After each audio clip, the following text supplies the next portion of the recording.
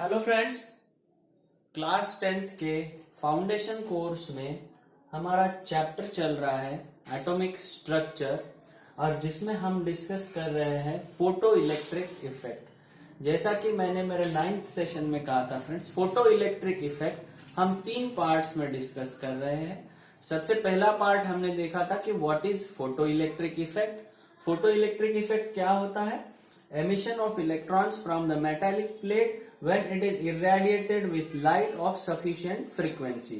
कोई sufficient frequency वाली light जब मेटालिक प्लेट के ऊपर गिरती है तो उसमें से इलेक्ट्रॉन एमिट होते हैं, उसी इफेक्ट को कहते हैं फोटो इलेक्ट्रिक इफेक्ट, क्योंकि इसमें लाइट की वजह से इलेक्ट्रॉन इमिट हो रहे हैं। The name itself suggest, photo means light, photo means light and electric current generate किस वजह से हो रहा है? Because of light, and the emitted electrons are called as photoelectrons and current due to photoelectric effect is photocurrent. That's why this effect is called as photoelectric effect, the emission of electron due to photo, that is light. So friends, that was the first session in which we have discussed about photoelectric effect, and in the next session, that was our previous session, that is lecture number 10th. In that session we have seen experimental results of this photoelectric effect versus expected results। क्योंकि जब photoelectric effect Henry hertz ने invent किया, discover किया, तो उस समय light जो है वो वेव है, ऐसा मैक्सवेल ने इस्टेब्लिश किया था। तो as per wave theory several other phenomenon like interference and diffraction were explained successfully. तो फोटो इलेक्ट्रिक इफेक्ट को भी इस वेव थियरी के आधार पर एक्सप्लेन करने का प्रयास किया गया। तो उसमें एक्सपेक्टेड रिजल्ट्स क्या रहने चाहिए थे और एक्सपेरिमेंटल रिजल्ट्स क्या मिले, ये हमने प्रीवियस सेशन में देखा कि किस तरह से वेव थियरी जो है वो फेल हो रही थी फोटो इलेक्ट्रिक इफेक्ट को एक्सप्लेन करने में। तो फ्रेंड्स, ये जो एक्सपेरिमेंटल रिजल्ट्स और एक्सपेक्टेड रिजल्ट्स में जो मिसमैच था, डिसकंटिन्यूटी थी, उसको एक्सप्लेन किया सर आइंस्टाइन ने, जिसके लिए उन्हें नोबेल प्राइज भी मिला। सर आइंस्टाइन ने जो की थिंग एज्यूम की फोटो इलेक्ट्रिक इफेक्ट को एक्सप्लेन करने के लिए, that key thing was light is in the form of photons of energy, that is E is equal to H mu.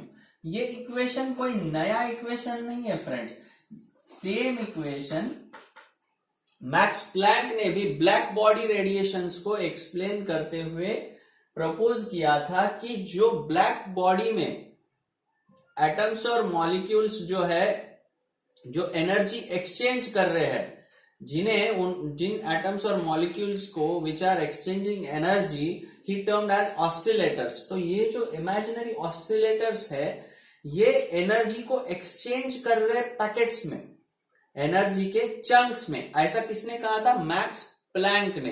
तो फ्रेंड्स, उसको आगे जाके सर आइंस्टाइन ने एज्यूम किया, उनके डेरिवेशन, इन्होंने जो एक्सप्रेशन दिया था उसके डेरिवेशन को लर्न करते हुए सर आइंस्टाइन ने ये एज्यूम किया कि ब्लैक बॉडी जो है वो एनर्जी के पैकेट्स को एक्सचेंज क्यों कर रही है? क्योंकि light itself is in the form of packets of energy. ये जो लाइट है, ये डिफरेंस को ध्यान दीजिए फ्रेंड्स, बात को समझिए। सर मैक्स प्लैंक ने ये कहा था कि बॉडी जो है एनर्जी के चंक्स को एक्सचेंज कर रही है। जब ब्लैक बॉडी हीट करते हैं तो वो जो ब्लैक बॉडी एनर्जी को एब्सॉर्ब और इमिट कर रही है, वो चंक्स में कर रही है। लेकिन इधर आइंस्टाइन सर ने एज्यूम किया कि लाइट ही चंक्स में है, पैकेट्स में है, इसीलिए फोटॉन्स, जब लाइट ही चंक्स में है तो एनर्जी का एक्सचेंज बॉडी तो चंक्स में ही करने वाली है। तो इस एजम्पशन के साथ सर आइंस्टाइन ने ब्यूटीफुली इसके एक्सपेरिमेंटल रिजल्ट्स को एक्सप्लेन किया। तो कैसे किया? तो फ्रेंड्स, सबसे पहला तो जिसने पूरे फिजिक्स को हिला के रख दिया था कि लाइट ही पार्टिकल है, light is made up of energy chunks, and these energy chunks are of energy E is equal to h mu, यानी इसकी एनर्जी जो है, ये लाइट, ये सब पैकेट्स को उन्होंने कहा था फोटॉन।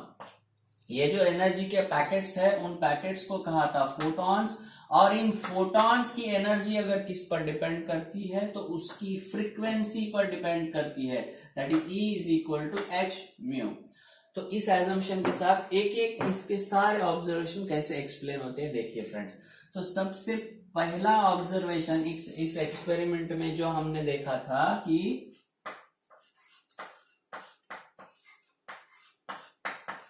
Instantaneous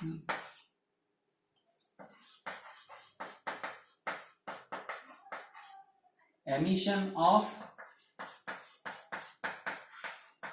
electrons.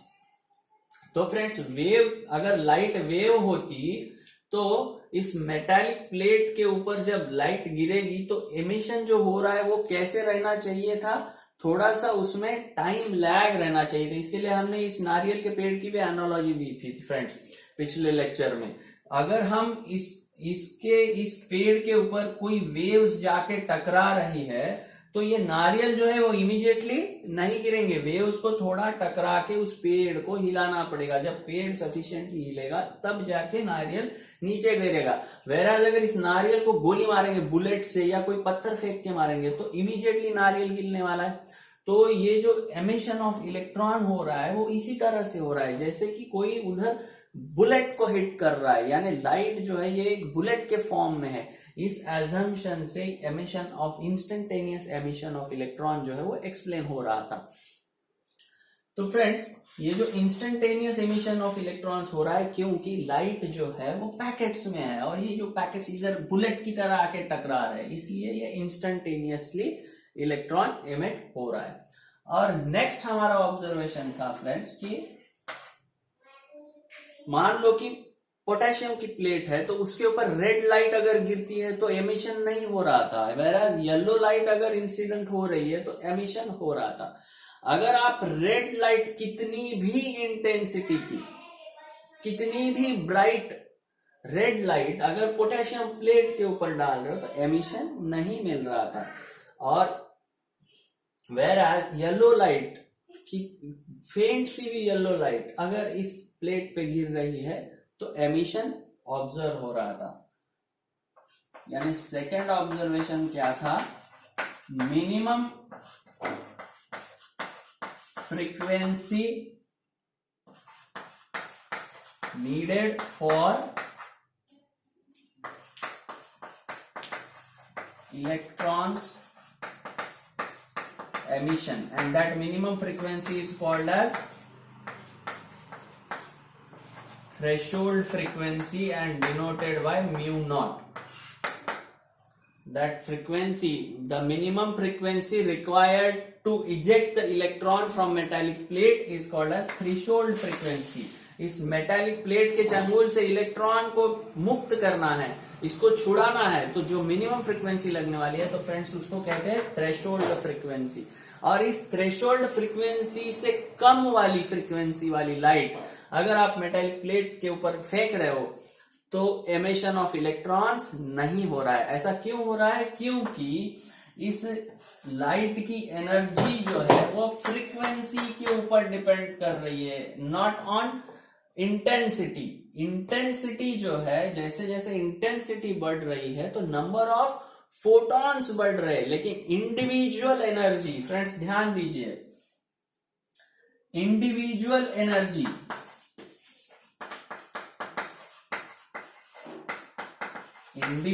एनर्जी जो है फोटॉन की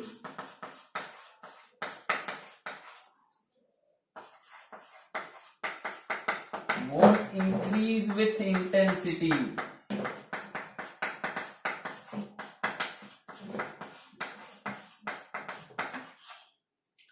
फ्रेंड्स, जब हम लाइट की इंटेंसिटी बढ़ा रहे हैं तो नंबर ऑफ फोटॉन्स बढ़ रहे हैं, यानी क्या बढ़ रही है, टोटल एनर्जी बढ़ रही है। क्या बढ़ रही है, टोटल एनर्जी। टोटल एनर्जी बढ़ रही है लेकिन इंडिविजुअल फोटोन की एनर्जी उतनी ही है। इसलिए इस इलेक्ट्रॉन को इस मेटालिक प्लेट के साथ उसका जो अट्रैक्शन है उसको छोड़ने के लिए जो मिनिमम एनर्जी लगने वाली है वो फ्रीक्वेंसी डिसाइड कर रही है, क्योंकि दीज फोटॉन्स, ये लाइट जो है वो एनर्जी किसके फॉर्म में है, लाइट की एनर्जी h म्यू के फॉर्म में, छोटे छोटे पैकेट्स के फॉर्म में, फोटोन के रूप में इसकी एनर्जी है। तो फ्रेंड्स, एक मिनिमम फ्रीक्वेंसी के बाद में एमिशन ऑफ इलेक्ट्रॉन जो है वो ऑब्जर्व हो रहा है। और ये सवाल आपके मन में आता होगा कि इंटेंसिटी अगर हम बढ़ा रहे हैं तो फ्रेंड्स, अगर कोई भी लाइट हो उसकी इंटेंसिटी अगर बढ़ रही है, नंबर ऑफ फोटॉन्स बढ़ रहे हैं, तो एमिशन होना भी चाहिए। क्योंकि समझो कि एक ही इलेक्ट्रॉन के साथ अगर दो फोटॉन्स जाके टकरा रहे हैं तो एमिशन होना चाहिए। अगर एक इलेक्ट्रॉन के साथ दो फोटॉन टकरा के अपनी एनर्जी अगर उसको दे रहे तो एमिशन क्यों नहीं होगा। तो फ्रेंड्स, ये समझ लो कि एक युद्ध की तरह है। तो फ्रेंड्स, आप एंशियंट डेज में देखते थे कि सोल्जर के साथ लड़ेगा, एक के साथ एक ही आदमी लड़ेगा, एक आदमी के साथ दो योद्धा नहीं लड़ सकते थे। ऐसे कुछ वॉर के रूल्स रहते थे। समझ लो कि ये इसी तरह का एक वॉर है और इसका रूल है कि 1 to 1 अटैक होगा। मतलब लाइट का अगर एक फोटोन है तो इस एक इलेक्ट्रॉन से जाकर ही टकराएगा। दो फोटॉन्स एक इलेक्ट्रॉन के साथ जाके नहीं टकराएंगे और इसमें प्रोबेबिलिटी भी बहुत कम है। फ्रेंड्स, इलेक्ट्रॉन का स्ट्रक्चर अगर हम देखेंगे, एटम का स्ट्रक्चर, कितना सा माइन्यूट सा इलेक्ट्रॉन है, उसमें जाके ये सेम फोटोन दो बार टकराने की प्रोबेबिलिटी कम है। और नेचर में ऐसा होता नहीं है। There is no answer for it कि ऐसा क्यों नहीं होता। नहीं होता है, it just happens like that only. क्यों होता है, डोंट नो। ये 1 to 1 ही फाइट होता है। मान लो अगर लाइट का एक फोटोन एक इलेक्ट्रॉन के साथ ही टकराएगा, दो फोटोन एक इलेक्ट्रॉन के साथ नहीं टकराएंगे। And that's the reason why we need threshold frequency. Exactly, ये मिनिमम फ्रीक्वेंसी हमें क्यों लग रही है, क्योंकि दो फोटॉन्स जाके एक इलेक्ट्रॉन को नहीं टकरा रहे। दो फोटॉन्स की एनर्जी एक इलेक्ट्रॉन को नहीं मिल रही है, एक ही फोटॉन की एनर्जी एक ही इलेक्ट्रॉन को मिलती है। और जब हम इंटेंसिटी बढ़ाते हैं तो नंबर ऑफ फोटॉन्स बढ़ते हैं, इसलिए नंबर ऑफ इलेक्ट्रॉन्स जो एमिट हो रहे हैं वो बढ़ते हैं। इलेक्ट्रिक करंट इंटेंसिटी के साथ बढ़ेगा लेकिन उसकी फ्रीक्वेंसी, जो लाइट इंसिडेंस हो रही है उसकी फ्रीक्वेंसी मिनिमम फ्रीक्वेंसी से ज्यादा रहेगी, तो ही इंटेंसिटी के साथ साथ करंट बढ़ेगा।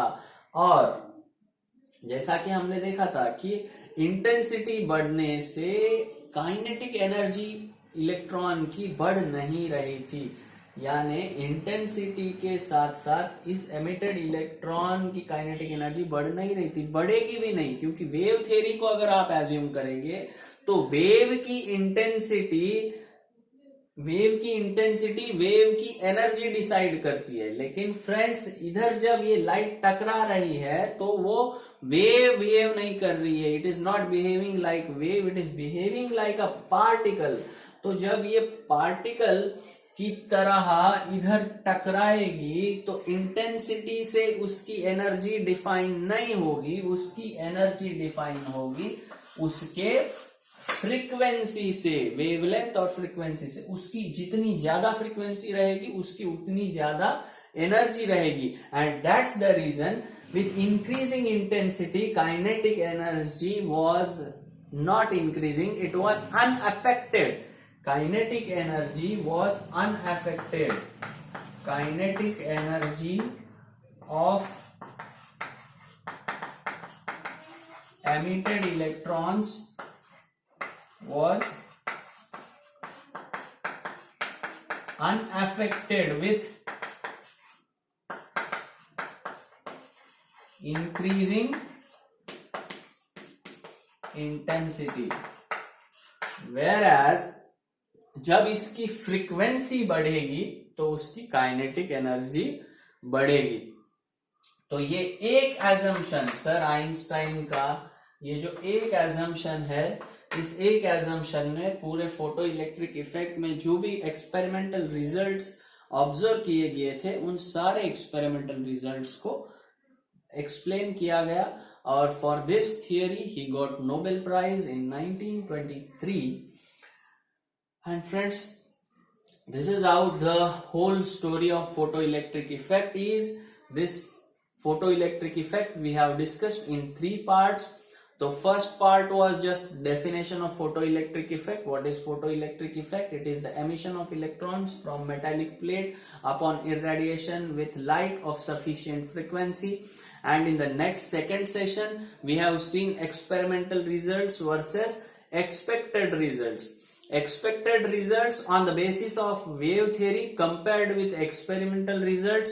While comparing, wave theory was totally collapsing. None of the experimental results were continuous or in agreement with wave theory. So this confusion, this dilemma was explained by Sir Einstein, assuming the light itself is in the form of packets of energy that is called as photon. पहले sir Planck ने कहा था कि light के बारे में उन्होंने कुछ नहीं कहा था कि जो ब्लैक बॉडी है या कोई बॉडी है तो वो बॉडी जो है वो एनर्जी को एक्सचेंज कर रही है पैकेट्स में, फोटोन के पैकेट्स में, सॉरी फोटोन नहीं, एनर्जी के पैकेट्स में, और जो एनर्जी है वो h म्यू के बराबर है, जो एक्सचेंज हो रहा है वो h म्यू के बराबर है. लेकिन सर आइंस्टाइन ने जब इसको स्टडी किया प्लैंक्स के इक्वेशंस को, तो उन्होंने ये एज्यूम करने के ऊपर और फोटो इलेक्ट्रिक इफेक्ट को देखते हुए ही was forced to think about light itself as a packet of energy, और इन्होंने इसे एज्यूम किया और that assumption was consistent with photoelectric effect. तो इस तरह से इन्होंने लाइट को ही एनर्जी के चंक्स मान के फोटो इलेक्ट्रिक इफेक्ट को एक्सप्लेन किया, और सारे फोटो इलेक्ट्रिक इफेक्ट के एक्सपेरिमेंटल रिजल्ट जो थे वो इस एजम्पशन के साथ पूरे मैच हो रहे थे, जैसे कि instantaneous emission of electron, increasing kinetic energy of electrons with increasing frequency, and kinetic energy was remaining unaffected with increasing intensity of light. तो ये सारे जो ऑब्जर्वेशंस थे, ये सारे ऑब्जर्वेशन इस थियरी के साथ मैच कर रहे थे. तो फ्रेंड्स क्वेश्चन ये आता है कि wave theory on the one side which was able to explain phenomena like interference and diffraction, and this particle theory of light which is able to explain black body radiation and photo electric effect. तो light exactly है क्या? Is it wave और is it particle? तो friends इस conclusion पे scientific world आया कि light जो है ये ड्यूअल नेचर की है, जो पार्टिकल भी है और वेव भी है. तो वेव कब है? जब लाइट प्रोपैगेट कर रही है, जब लाइट ट्रैवल कर रही है तो लाइट वेव है, और जब वो किसी चीज के साथ टकरा रही है, इधर जब जैसे ये मेटालिक प्लेट के ऊपर जब किसी मैटर के साथ या किसी मेटालिक प्लेट पे टकरा रही है, at the time of contact with matter it behaves like particle. यानी वेव का यानी लाइट का जो डुअल नेचर है, during propagation it behaves like wave, and while in contact with any matter it behaves like a particle. तो इस तरह का इलेक्ट्रोमैग्नेटिक रेडिएशंस का ड्यूअल बिहेवियर हमने एस्टैब्लिश किया. तो फ्रेंड्स इस एक्सपेरिमेंटल रिजल्ट्स और इस नॉलेज के साथ सर नील बोहर ने किस तरह से उनका एटॉमिक मॉडल प्रपोज किया, यह हम आने वाले वीडियोस में देखने वाले हैं. और next video will be on atomic spectra, emission spectra and absorption spectra. Friends, I hope all of you guys are enjoying these sessions. So friends, I request all of you to watch these videos with pen and notebook in your hands.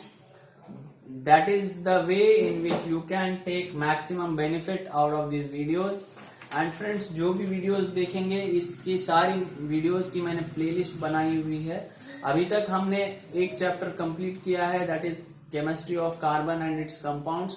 ये second chapter चल रहा है foundation course के लिए, which is atomic structure. इसमें लगभग हमने अभी आज के इस वीडियो के साथ 11 वीडियोस कंप्लीट किए हैं। इन 11 वीडियोस में हमने एटॉमिक स्ट्रक्चर के अभी तक सारे मॉडल्स, जैसे कि sir Dalton's model, Thomson's model, Rutherford's model, ये सारे कवर किए हैं वेरी साइंटिफिक वे में। So friends, I hope you guys are enjoying this sessions. Best of luck, अच्छे से प्रिपेयर करिए। Thank you. म्हणजे आता